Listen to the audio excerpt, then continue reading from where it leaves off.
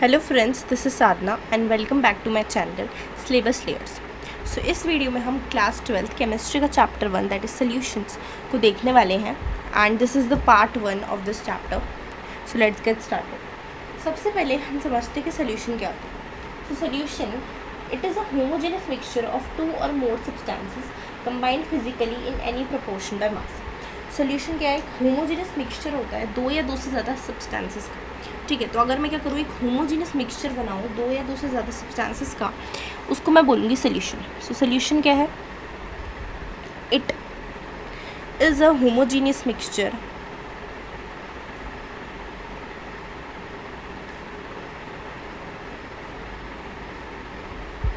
Of two और more substances. ठीक है, अब यहाँ पर अगर हम देखें तो कंपोनेंट्स क्या होते हैं सोल्यूशन के? Components of solution. ठीक है, तो जो सोल्यूशन होता है वो दो चीज़ों से बना होता है, एक होता है सॉल्यूट, एक होता है सॉल्वेंट। एक होता है सॉल्यूट एंड एक होता है अपने पास सॉल्वेंट। सॉल्यूट क्या है? जो चीज़ जो सॉल्वेंट होता है वो होता है हमारे पास सब ऐसी चीज़ जो सोल्यूशन में सबसे ज़्यादा मैक्सिमम अमाउंट में प्रेजेंट है। ठीक है, और सॉल्यूट क्या होता है? किसी एक चीज़ जिसको हम सॉल्वेंट में डिज़ोल्व करते हैं वो सॉल्यूट हो जाता है। तो सॉल्यूट है अपने पास it is dissolved in solvent and it is present in lesser quantity than the solvent, and solvent देखा जाए तो solute is dissolved in it and it is present in larger quantity as compared to the solute। तो जो maximum quantity में होता है वो अपने पास सॉल्वेंट होता है एंड जो कम क्वांटिटी में होता है वो होता है सॉल्यूट, और जो सॉल्यूट होता है उसी को सॉल्वेंट के अंदर डिज़ोल्व किया जाता है। इसके बाद अगर देखा जाए क्लासिफिकेशन सोल्यूशन की, ठीक है, तो अगर देखा जाए classification of solution, classification of solution,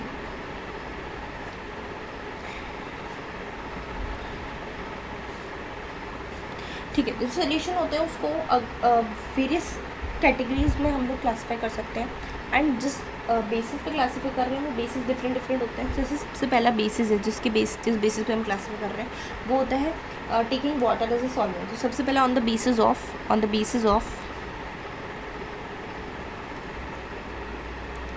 water as solvent. तो अगर हम पानी को एज ए सॉल्वेंट माने तो हम सोल्यूशन को दो कैटेगरीज में क्लासीफाई कर सकते हैं। सबसे पहला होता है एक्वस सोल्यूशन और दूसरा होता है नॉन एक्वस सोल्यूशन। तो जिस सोल्यूशन में सॉल्वेंट पानी होता है वो होता है एक्वस, और जिसमें पानी नहीं होता वो होता है नॉन एक्वस। जैसे पानी में चीनी घुली गई तो वो हो जाएगा एक एक्वस सोल्यूशन का एग्जाम्पल। इसके बाद जैसे हम देख सकते हैं कि आयोडीन को क्लोरोफॉर्म में डिज़ोल्व किया, आयोडीन को जो क्लोरोफॉर्म में डिज़ोल्व किया, ये एग्जाम्पल है नॉन एक्वस सोल्यूशन। ठीक है, ये हो गया पहला बेसिस ऑफ क्लासिफिकेशन। दूसरा बेसिस ऑफ क्लासिफिकेशन हो सकते हैं हमारे पास नंबर ऑफ सॉल्यूट एडेड। दूसरा बेसिस ऑफ क्लासिफिकेशन है number of solute added on the basis of number of solute particles, कितने सॉल्यूट हैं इसमें। तो इसमें अगर इसके बेसिस पे देखा जाए तो इसके बेसिस पे हमारे पास तीन टाइप के होते हैं, binary, ternary and quaternary. Binary, ternary and quaternary. Binary, ternary, quaternary. Binary क्या होता है? जिसमें दो कंपोनेंट्स हो, मतलब बाइनरी सोल्यूशन एक ऐसा सोल्यूशन जिसमें दो कंपोनेंट्स हो। अब किसी सोल्यूशन में दो कंपोनेंट्स हैं तो किस तरीके से हो सकता है? एक सॉल्यूट होगा और एक सॉल्वेंट होगा, तभी सोल्यूशन में दो कंपोनेंट बन रहे हैं। तो मतलब ऐसा सोल्यूशन जिसमें एक ही सॉल्यूट हो वो हो जाता है बाइनरी सोल्यूशन। टर्नरी सोल्यूशन, अब टर्नरी सोल्यूशन मतलब इसमें तीन कंपोनेंट है। अब तीन कंपोनेंट में से एक तो गारंटीड सॉल्वेंट होगा, तो बच्चे दो कंपोनेंट क्या होंगे? गारंटी से सॉल्यूट होंगे। तो मतलब इसमें क्या होंगे? दो सॉल्यूट होंगे और एक सॉल्वेंट होगा। इसके बाद देखा जाए क्वाटरनरी, तो अब यहाँ पे देखा जाए चार कंपोनेंट है, मतलब गारंटीड एक तो सॉल्वेंट ही होगा, तो मतलब तीन सॉल्यूट हुए। तो तीन सॉल्यूट हैं और एक है अपने पास सॉल्वेंट, तो ये अपने पास क्वाटरनरी सोल्यूशन हो जाता है।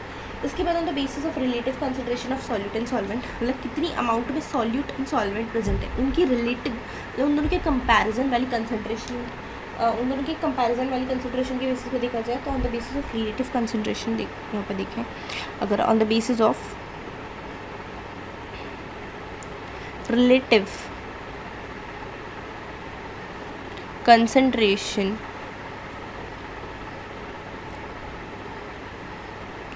Of solute and solvent. Relative concentration के बेसिस पे देखा जाए तो दो होते हैं, dilute solution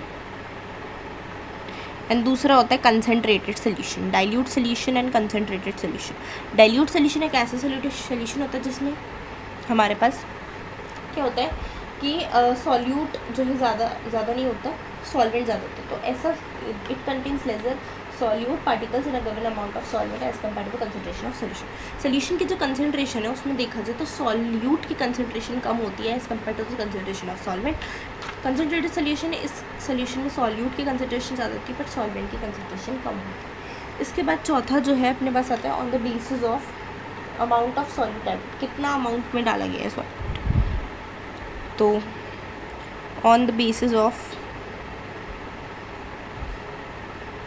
amount of solute added, कितना सॉल्यूट का अमाउंट ऐड किया गया है।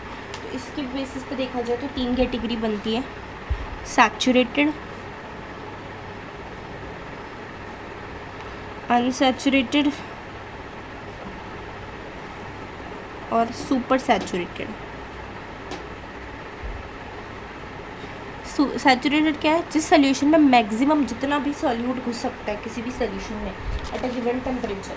जैसे एक सोल्यूशन है, ठीक है, जैसे मैं बोलूँ 20 डिग्री सेल्सियस पे 31 ग्राम जो है KNO3 डिजॉल्व हो सकता है 100 ग्राम पानी में।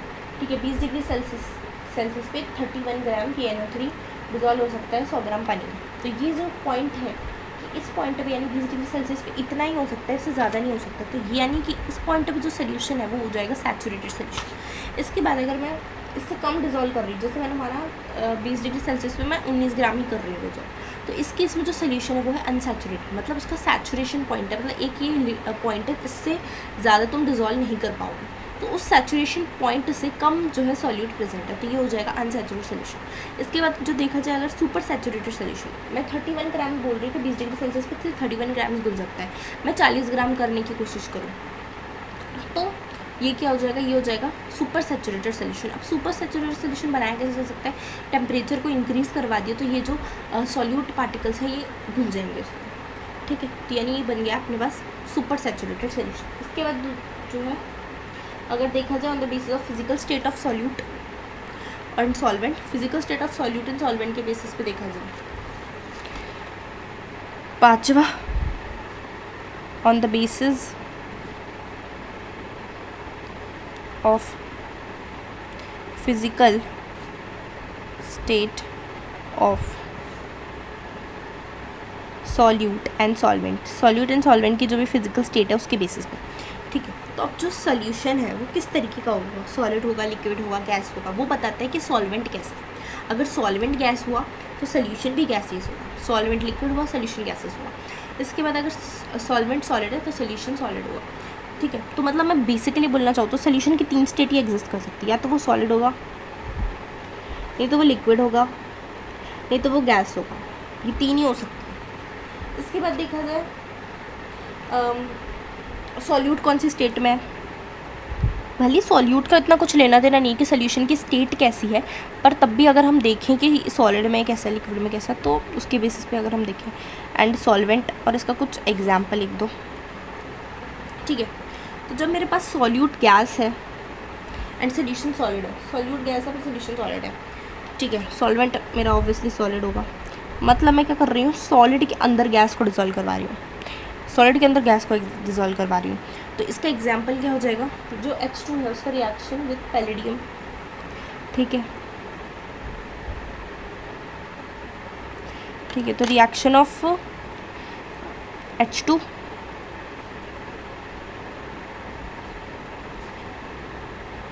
With palladium.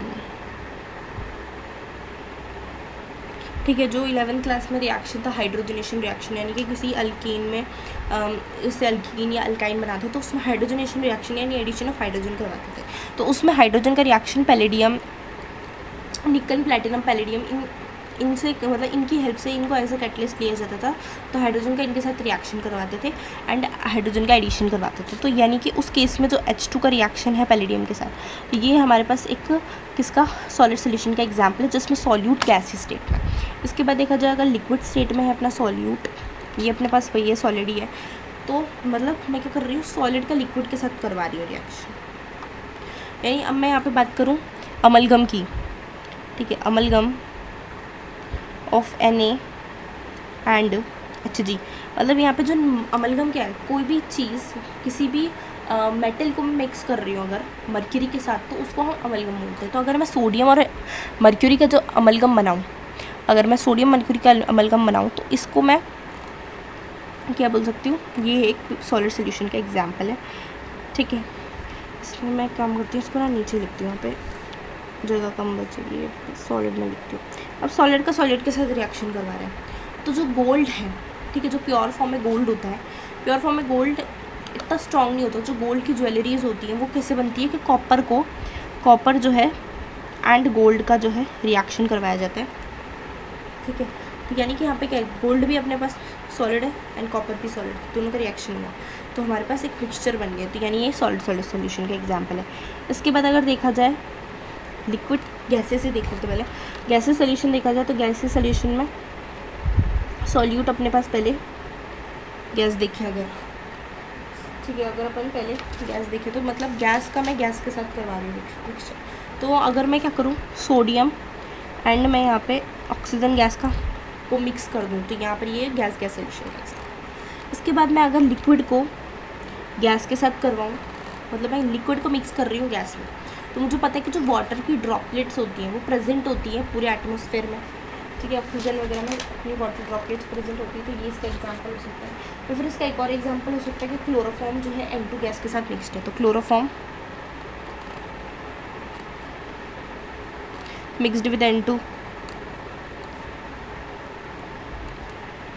ये इसका एग्जांपल हो गया। इसके बाद अगर सॉलिड स्टेट में देखा जाए, तो मतलब मैं गैस को सॉलिड के साथ करवा रही हूँ, अगर मैं सॉलिड को गैस में डिजॉल्व कर रही हूँ। तो अगर अपन देखें कैम्फर, ठीक है, तो कैम्फर का मैं अगर रिएक्शन करवा रही हूँ किसके साथ, N2 के साथ, कैम्फर इन N2 गैस, ठीक है। तो ये इसका एग्जांपल है। इसके बाद अगर देखा जाए नेक्स्ट लिक्विड सोल्यूशन, तो लिक्विड सोल्यूशन में भी वो तीनों स्टेट आ देते हैं, solid, liquid and gas. Solid state देखती हूँ मैं, तो लिक्विड को सॉलिड के साथ, तो अपन पानी में शुगर को डिज़ोल्व करते हैं, ठीक है, तो मैं यहाँ पर लिख सकती हूँ ग्लूकोज इन वाटर। इसके बाद गैस, मतलब मैं लिक्विड में गैस कर रही हूँ, तो ऑक्सीजन जो है O2 मिक्सड इन वाटर, तो पानी के अंदर ऑक्सीजन प्रेजेंट होती है, तो ये अपने पास हो जाएगा। इसके बाद सॉलिड का हो गया अपने पास यहाँ पे, हाँ लिक्विड, तो लिक्विड का अगर अपन देखें तो इथेनॉल जो है पानी में अगर हम डिज़ोल्व करें तो हो जाती है, तो इसका एग्जाम्पल हो जाएगा, ठीक है। सो ये अपने पास क्या हो जाते हैं, कुछ एग्जाम्पल्स हो जाते हैं इसके, ठीक है। चलो भाई अब आगे देखते हैं,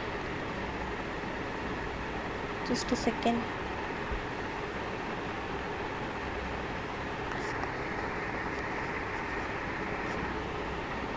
हाँ चलो, अब अगर हम आगे देखें तो अब हमारे पास आगे आ जाती है कंसंट्रेशन टर्म्स।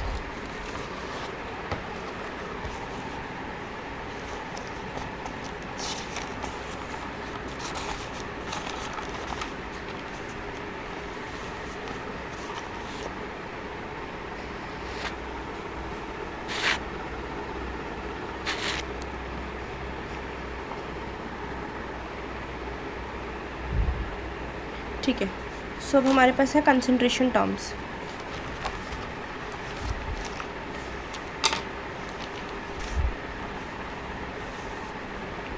ठीक है, तो कंसंट्रेशन ऑफ सोल्यूशन पहले यहाँ पे देख लेते हैं क्या होता है कंसंट्रेशन ऑफ सोल्यूशन।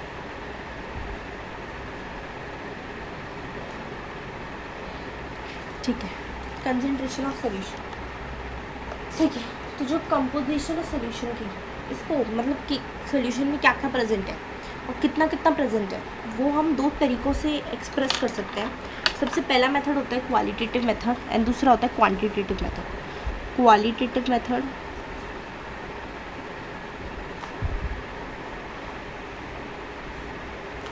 दूसरा होता है quantitative method, qualitative method and quantitative method, qualitative and quantitative method. ठीक है, तो सोल्यूशन की अगर हम क्वालिटेटिव मेथड की बात करें तो क्वालिटी की बात कर रहे हैं, मतलब सोल्यूशन में कितनी चीज़ें प्रेजेंट हैं। बोलते ना कि इस चीज़ की क्वालिटी ख़राब है, यानी कि इस चीज़ में और भी कुछ कंपोनेंट्स मिक्स है, वो प्योर फॉर्म में नहीं है अपनी। तो मतलब मैं बात कर रही हूँ जब क्वालिटेटिव सोल्यूशन की, तो उसमें मैं देख रही हूँ कि कोई चीज़ मतलब कितनी चीज़ें उसमें प्रेजेंट है। मैं ऊपर से देख के बता रही हूँ कि सोल्यूशन में ये चीज़ घुली हुई है, ये चीज़ घुली हुई है, तो ये हो जाएगा मेरे पास क्वालिटेटिव मेथड। ठीक है, तो concentration of a solution can be express qualitatively like the solution is dilute. मैं बोलूँ अगर डाइल्यूट है सोल्यूशन या कंसंट्रेटेड है, तो मुझे पता नहीं कि एग्जैक्ट अमाउंट में कोई चीज़ कितनी प्रेजेंट है, पर मुझे इतना ऊपर से देख के पता चल रहा है कि उसमें ज़्यादा पानी है तो डाइल्यूट मैं बोल रही हूँ, और अगर कंसंट्रेटेड यानी कि पानी कम है तो वो कंसंट्रेटेड हो जाएगा। तो मैं ऊपर से देख के बस इतना बता रही हूँ क्वालिटी कैसी है, डाइल्यूट है कंसंट्रेट, तो ये अपने पास क्वालिटेटिव मेथड हो जाता है। इसके बाद इसमें हम लिख सकते हैं डाइल्यूट और कंसंट्रेटेड कैसा है। ठीक है, इसके बाद क्वांटिटेटिव मेथड अगर देखा जाए तो क्वांटिटेटिव मेथड में प्रॉपर क्वांटिटी बता रही कि इतनी मात्रा में ये चीज़ प्रेजेंट है। तो यहाँ पर 3 मेथड आ जाते हैं। सबसे पहला हो जाता है relative concentration units, relative concentration units. दूसरा अपने पास आता है डाइल्यूट कंसंट्रेशन यूनिट्स, और तीसरा होता है concentration units based on moles. ठीक है, डाइल्यूट कंसंट्रेशन यूनिट्स,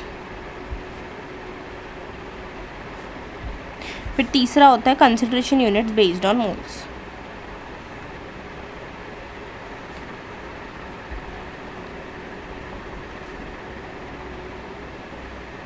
ठीक है, तो ये अपने पास हो जाता है। तो सबसे पहला रिलेटिव कंसंट्रेशन यूनिट, और रिलेटिव कंसंट्रेशन यूनिट में हमारे पास आता है परसेंटेज।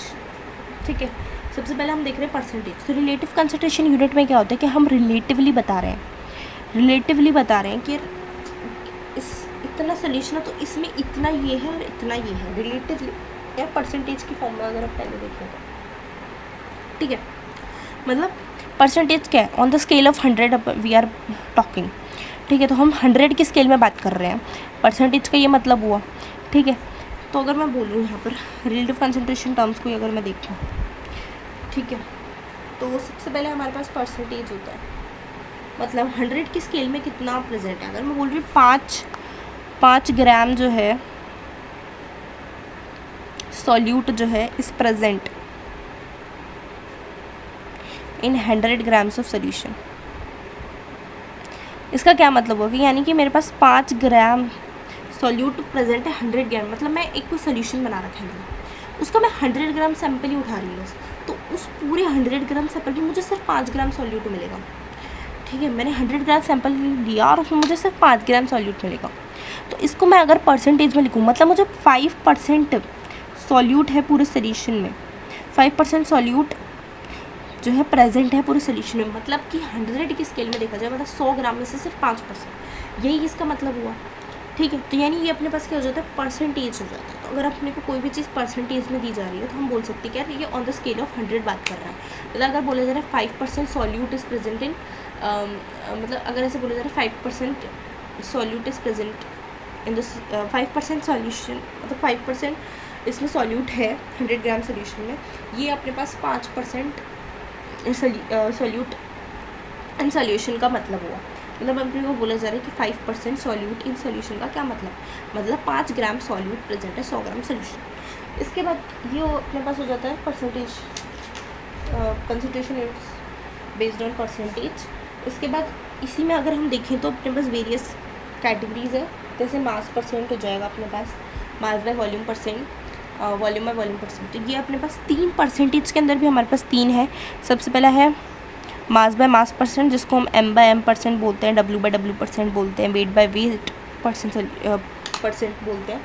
ठीक है, तो इसका मतलब क्या है कि मैं बोल रही हूँ कि वही चीज़ मैंने बोली 5% सोल्यूशन, तो इसमें मैं क्या कर रही हूँ 100 की स्केल पे बात कर रही हूँ। परसेंटेज का मतलब यही होता है 100 की स्केल पे बात करना, और मैं क्या बात कर रही हूँ कि सोल्यूट के मास और सोल्यूशन के मास को एज अ स्केल ऑफ 100 बात कर रही हूँ। मतलब मैंने जब बोला कि 5% मेरे पास क्या है भाई 5% सोल्यूशन बनाया मैंने, 5% सोल्यूशन ऑफ वाटर, तो मतलब sugar and water, 5% solution of sugar and water, मतलब 5 ग्राम शुगर प्रेजेंट है 100 ग्राम सोल्यूशन। ये मतलब हुआ, मतलब मैं यहाँ पे क्या ले रही हूँ, सोल्यूशन में सॉल्यूट के मास को और क्या कर रही हूँ, सॉल्वेंट के मास को कंपेयर कर रही हूँ कि यार 100 ग्राम, मतलब मैंने यहाँ पे क्या सॉल्यूशन का मास भी ग्राम्स में लिया, ठीक है, यानी मैं सोल्यूशन का भी मास ले रही हूँ और सॉल्यूट का भी मास ले रही हूँ, दोनों के मतलब पूरे सोल्यूशन के मास में मैं बता रही हूँ कि सॉल्यूट का इतना मास है, ठीक है। तो मैं यहाँ पे जो बात कर रही हूँ सोल्यूशन के कंसंट्रेशन की, वो मास के बेसिस पे बात कर रही हूँ, यानी सॉल्यूट को भी मैं मास के बेसिस पे देख रही हूँ एंड सॉल्वेंट को भी मैं मास के बेसिस पे देख रही हूँ, तो यानी मैं मास पे बात कर रही हूँ, तो ये होता है मास बाय मास परसेंट। तो ये होता है अपने पास मास ऑफ सॉल्यूट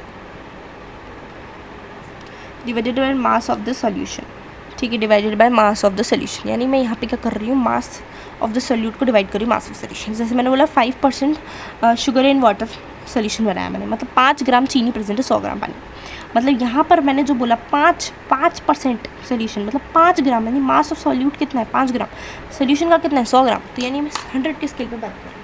दूसरा अपने पास आ जाता है वॉल्यूम में वॉल्यूम परसेंट, मतलब मैं वॉल्यूम पे बात कर रही हूँ, यानी मैंने बोला 5% यहाँ पर बोल दिया V/V सोल्यूशन बनाया मैंने, मतलब 5 ग्राम चीनी 5 ml चीनी प्रेजेंट है 100 ml पानी, मतलब यहाँ पे जो मैं बात कर रही हूँ दोनों की, सॉल्यूट की और सॉल्वेंट की, दोनों की मैं वॉल्यूम की बेसिस पे बात कर रही हूँ। तीसरा अपने पास जो है वो अपने पास आता है क्या, M/V solution, mass by volume solution, M/V solution, मतलब यहाँ पर मैं क्या कर रही हूँ, सॉल्यूट का मास ले रही हूँ लेकिन जो सॉल्यूशन है उसको वॉल्यूम में देख रही हूँ। मैंने बोला 5% M/V सोल्यूशन बनाया, मतलब इसका क्या मतलब है, 5% M/V सोल्यूशन का मतलब है 5 ग्राम इन 100 ml, 5 ग्राम किस में है 100 ml में प्रेजेंट है, तो ये अपने पास हो जाता है क्या, M/V सोल्यूशन, ठीक है। तो ये अपने पास ख़त्म होती है रिलेटिव कंसंट्रेशन यूनिट्स। अब अपने पास आती है dilute concentration. Dilute concentration units क्या है, ये हमें बताते हैं कि कितना डाइल्यूट कंसंट्रेशन यूनिट क्या है, ये ऐसे सोल्यूशन जो बहुत ज़्यादा डाइल्यूट होते हैं उनके लिए हम जो कंसंट्रेशन यूनिट्स यूज़ करते हैं वो होती है डाइल्यूट कंसंट्रेशन यूनिट। डाइल्यूट अगर इसकी अपन डेफिनेशन पढ़ें तो इसमें हो जाएगा solutions well solution are too dilute, sometimes when solution are too dilute and instead of using really 100% concentration such as 0.00001% or 0.000000001%, they are expressed in parts per million or parts per million।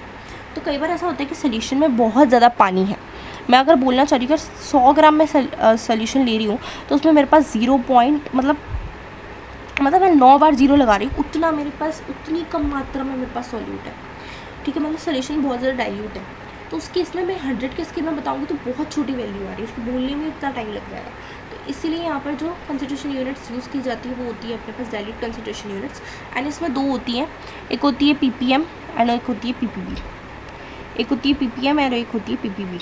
ppm होता है parts पर million and ppb होता है parts पर billion, मतलब मैं in the scale of million बात कर रही हूँ, मतलब मिलियन मतलब 10⁻⁶ की स्केल में बात कर रही हूँ, मतलब मैंने अगर 10⁻⁶ ग्राम्स ऑफ सोल्यूशन लिया तो उसमें मेरे पास कितना होगा, मतलब मैं इतनी ज़्यादा अमाउंट में सोल्यूशन ले रही हूँ, तो मैं इतनी ज़्यादा अमाउंट में लूँगी तो सॉल्यूट भी ऑब्वियसली थोड़ा ज़्यादा ही आएगा, मतलब इतना तो आएगा कि मैं उसको बोल सकूँ एक बार में, मुझे इतना ज़ीरो इतना वो बोलने की ज़रूरत नहीं पड़ेगी, ठीक है।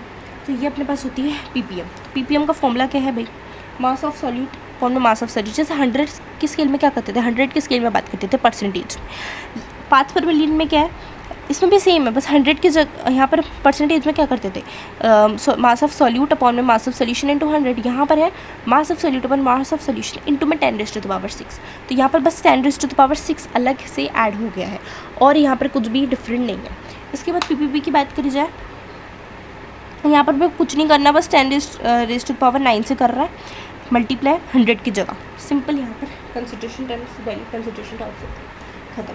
इसके बाद अगर हम देखें दूसरी हमारे पास कंसंट्रेशन टर्म्स आती है, कंसंट्रेशन टर्म्स बेस्ड ऑन मोल। सो सबसे पहले आती है मोल फ्रैक्शन। मोल फ्रैक्शन क्या होता है, मोल फ्रैक्शन होता है कि किसी भी सोल्यूशन में किसी पर्टिकुलर कंपोनेंट के मोल्स डिवाइडेड बाय कितने टोटल मोल्स प्रेजेंट है सोल्यूशन में।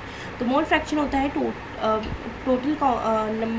Total moles of a particular component divide by total moles of the solution, ये हो जाएगा।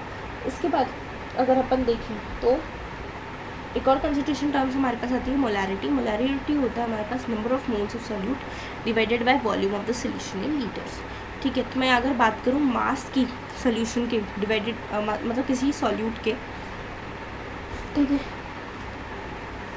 मतलब मास नहीं सॉरी मोल्स की नंबर ऑफ मोल्स, मैं सॉल्यूट के मोल्स को डिवाइड करूँ वॉल्यूम ऑफ सोल्यूशन से, तो यहाँ पर हमारे पास मोलारिटी आती है।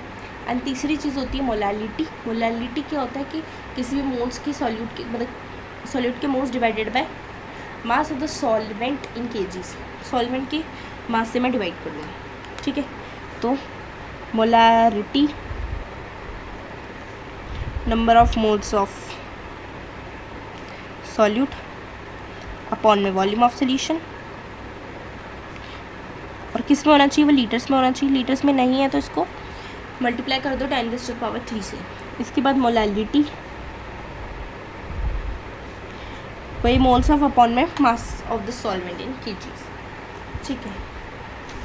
अब अगर अपन आगे देखें तो यहाँ पर ख़त्म हो जाती है अपनी क्या सारी की सारी कंसंट्रेशन टर्म्स, ठीक है। तो इस तरीके से कंसंट्रेशन सोल्यूशन की एक्सप्रेस की जा सकती है। अब अपने पास एक टॉपिक आता है जो काफ़ी इंपॉर्टेंट है, वो होता है सॉल्युबिलिटी। अब सॉल्युबिलिटी क्या होता है, ठीक है, तो इसको अपन को देखना है। तो इस वाले टॉपिक को अपन देखेंगे नेक्स्ट वीडियो में, क्योंकि ये वीडियो काफ़ी ज़्यादा लंबा हो गया है, ठीक है। तो ये 26 मिनट का हो चुका है। सो यहाँ पर इस वीडियो के अंदर अपनी सारी कंसंट्रेशन टर्म्स खत्म होती है, एंड नेक्स्ट वीडियो में हम लोग देखने वाले हैं सॉल्युबिलिटी को। So thanks for watching, and if you like the video please hit the like button and please subscribe to my channel. Thank you.